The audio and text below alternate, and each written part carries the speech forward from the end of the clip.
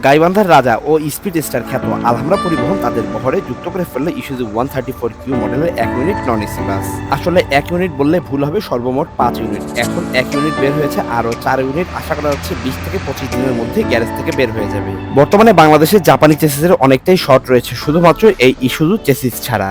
বাসের বডি হিসেবে as usual classic shape রাখা হয়েছে, তবে পেইন্ট স্কিন এবং ফ্রন্টের যে লাইটগুলো সেগুলোতে বেশ ভালোই পরিবর্তন আনা হয়েছে। কমার্শিয়াল ভেহিকেলের জন্য বিশেষভাবে তৈরি পেট্রোনাস ইউরেনিয়া লঞ্চ করলো ইউরেনিয়া 1000 HM API CH4 SJ গ্রেডের ইঞ্জিন অয়েল, যা মূলত দক্ষিণ এশিয়ার দেশগুলোতে চলাচলকারী কমার্শিয়াল যানবাহনগুলোর জন্য বিশেষভাবে তৈরি। এর উন্নত টেকনোলজি নিশ্চিত করে আরো অধিক পারফরমেন্স ও ইঞ্জিনের সর্বোচ্চ সুরক্ষা। আর এই লঞ্চিং অফারে কিন্তু আপনারা একটা full sleeve T shirt free পেয়ে যাচ্ছেন।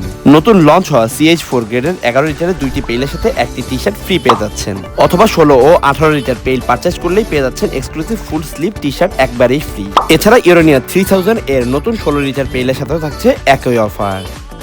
বাসটি এখন পর্যন্ত রেজিস্ট্রেশন পায়নি, তবে আশা করা যাচ্ছে রেজিস্ট্রেশন পেলে এই বাসটি ঢাকা গাইবান্ধা রুটে যাত্রীদের ভালো মানের যাত্রী সেবা ইনশিওর করবে খুব দ্রুত।